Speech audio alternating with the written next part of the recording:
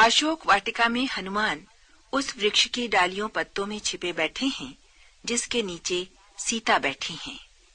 रावण सज धज कर नारियों के समूह के साथ वहां आता है। साम दाम दंड भेद सभी प्रकार से वो सीता को समझाता है कि हठ त्याग कर वे अपने को उसके सुपुर्द कर दें। वो मंदोदरी समेत सभी रानियों को उनकी दासी बनाकर रखेगा। किंतु जुगनुओं के प्रकाश से भला कमल खिल सकता है? सीता जी ये कहते उसकी भर्त्सना करती हैं कि वो रघुनाथ जी के वाणों से परिचित नहीं है और इसी कारण वो पापी निर्लज्ज उनका हरण कर लाया है। अपमानित रावण क्रोध में कांपता कृपाण लेकर उनकी ओर बढ़ा ही था कि पटरानी मंदोदरी ने नीति की दुहाई देते हुए उसका हाथ रोक दिया। सीता को सोच विचार करने के लिए 1 माह का समय देकर रावण वहां से विदा हो जाता है।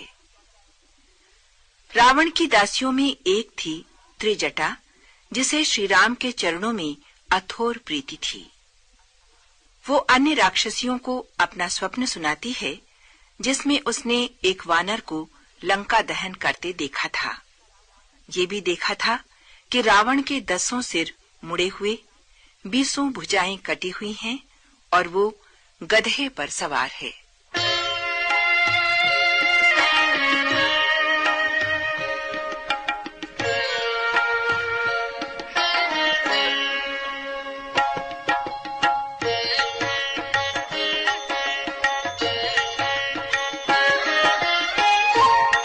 पल्लव महु रालुकाई करई विचार करऊं का भाई। तेहि अवसर रावनु तह आवा, संग नारी बहु कियं बनावा।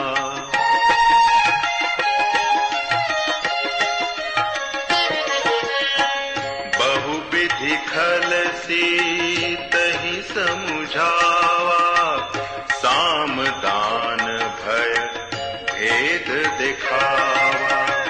कह रावण सुनु सुमुखी सयानी, मंदोदरी आदि सब रानी।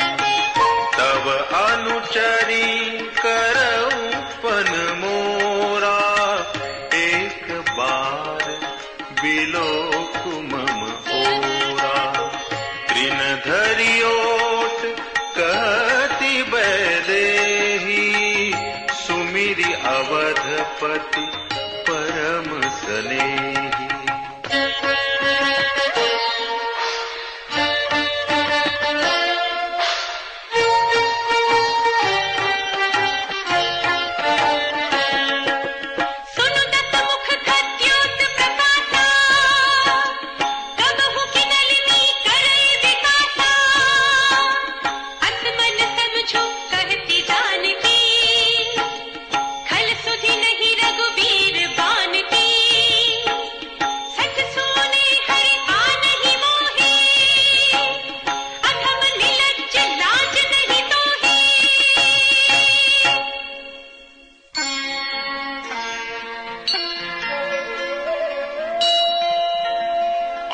पुहि सुनि खद्योत सम, राम ही भानु समान। परुष बचन सुनि काढ़ियसी, बोला अति खिसियान।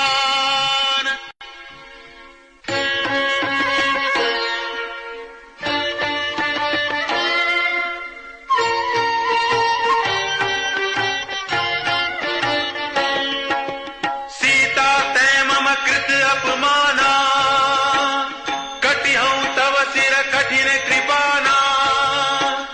नाहित सपदि मान मम बानी, सुमुखी होती